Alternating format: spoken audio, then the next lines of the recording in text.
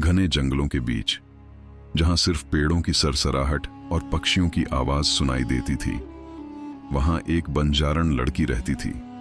चांदनी। चांदनी, एक ऐसी लड़की जिसकी हंसी में जादू था, जो जंगल से बात करती थी, नदी से दोस्ती करती थी। एक दिन उसी जंगल में एक राजा आया, राजा वीरेंद्र। शिकार करते करते वो रास्ता भटक गया और तभी उसकी नजर पड़ी एक लड़की पर, जो नदी किनारे गाना गा रही थी। राजा बस उसे देखता रह गया। तुम कौन हो? राजा ने पूछा। चांदनी मुस्कुराई। मैं इस जंगल की बेटी हूं। और आप? राजा ने कहा। मैं बस एक मुसाफिर हूं। यहीं से शुरू हुआ प्यार। अब राजा रोज जंगल आने लगा। कभी वो फल लाता, कभी कहानियां। दोनों घंटों साथ बैठते, हंसते, बातें करते और धीरे धीरे दोनों को प्यार हो गया। लेकिन एक दिन सच सामने आया।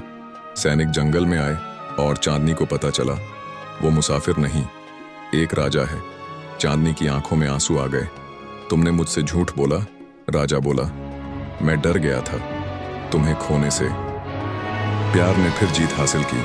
चांदनी ने उसे माफ कर दिया और राजा उसे अपने महल ले गया। लेकिन असली कहानी यहां से शुरू होती है।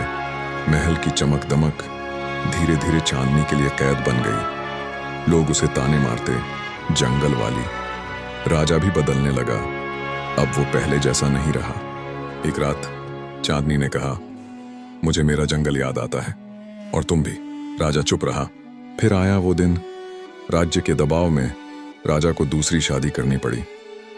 ये मेरे राज्य के लिए जरूरी है, राजा ने कहा। चांदनी का दिल टूट गया।